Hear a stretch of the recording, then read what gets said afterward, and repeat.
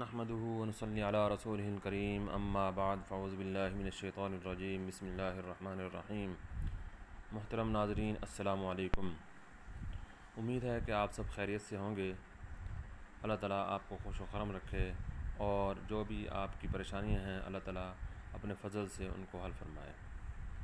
محترم ناظرین، آج جو ہم وظیفہ لے کے آپ کی خدمت میں حاضر ہوئے ہیں یہ آپ صلی اللہ علیہ وسلم کے مسنون اعمال میں سے ایک عمل ہے۔ آپ صلی اللہ علیہ وسلم کی حدیث مبارکہ کی روشنی میں یہ الفاظ ہیں، یہ حدیث مبارکہ میں آئے ہوئے ہیں، اور یہ جو شخص ان کلمات کو صبح کی نماز کے بعد 3 مرتبہ پڑھے گا اللہ پاک اس کو تمام بیماریوں سے محفوظ رکھے گا۔ اس میں جو کیٹیگرائزیشن دی گئی ہے وہ آپ کو میں تفصیل سے سمجھاتا ہوں، آپ کو خود بخود سمجھ آ جائے گا کہ یہ بیماریوں کے تو 4 بیماریوں کے نام لیے گئے ہیں، لیکن اس میں تمام ہر طرح کی جو بیماری ہوتی ہیں جسمانی وہ ساری کی ساری کور ہو جاتی ہیں۔ اب وہ ایک ایک کر کے ہم ان کو ڈسکس کرتے ہیں۔ نمبر 1، کوڑ یا برس۔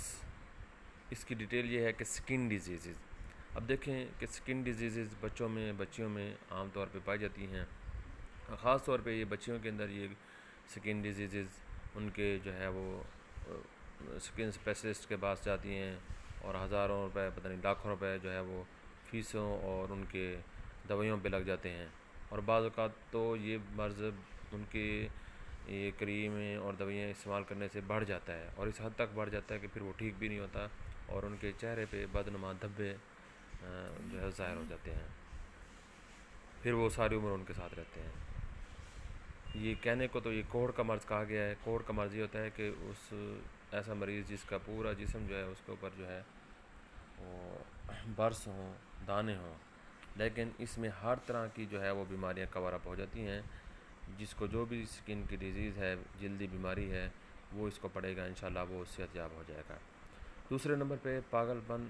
پاگل پن سے مراد یہ ہے کہ دماغی جتنے بھی امراض ہیں، وہ مالی خولیہ ہو سکتا ہے، ٹھیک ہے، وہ بھولنے کی بیماری بھی ہو سکتی ہے، وہ الزائمر کی ڈیزیز بھی ہو سکتی ہے جس میں مریض کو جو ہے وہ دماغی جھٹکے لگتے ہیں، ٹھیک ہے۔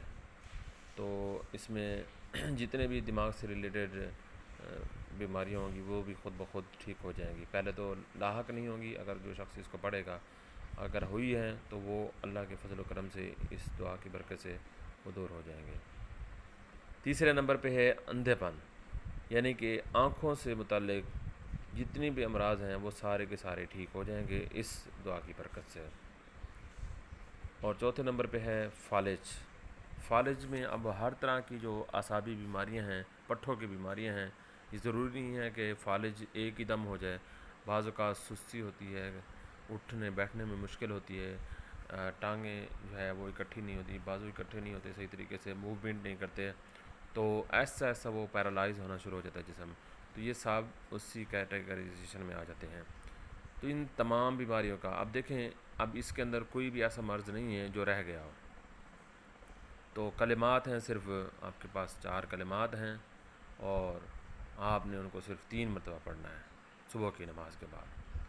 اگر کسی کو ان میں سے کوئی بھی مرض لاحق ہو، جلدی مرض ہو یا دماغی مرض ہو یا آنکھوں کا مرض ہو یا فالج یا اس سے متعلقہ اعصابی بیماریاں ہوں، تو پھر وہ سارا دن کھلا اس کو پڑھ سکتا ہے، لیکن اس کا جو مسنون عمل ہے وہ صرف یہی ہے کہ صبح کی نماز کے بعد صرف 3 مرتبہ آپ نے پڑھنا ہے۔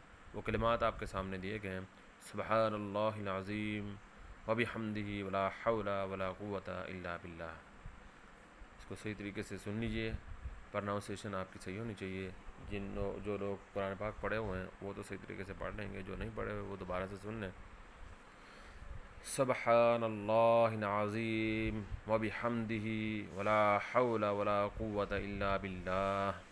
سبحان اللہ العظیم وبحمدہ ولا حول ولا قوۃ الا باللہ۔ اس کے ساتھ ہی قارئین ناظرین مجھے اجازت دیجیے، دعا میں یاد رکھیے۔ اللہ تعالیٰ آپ کا حامی و ناصر ہو۔ والسلام۔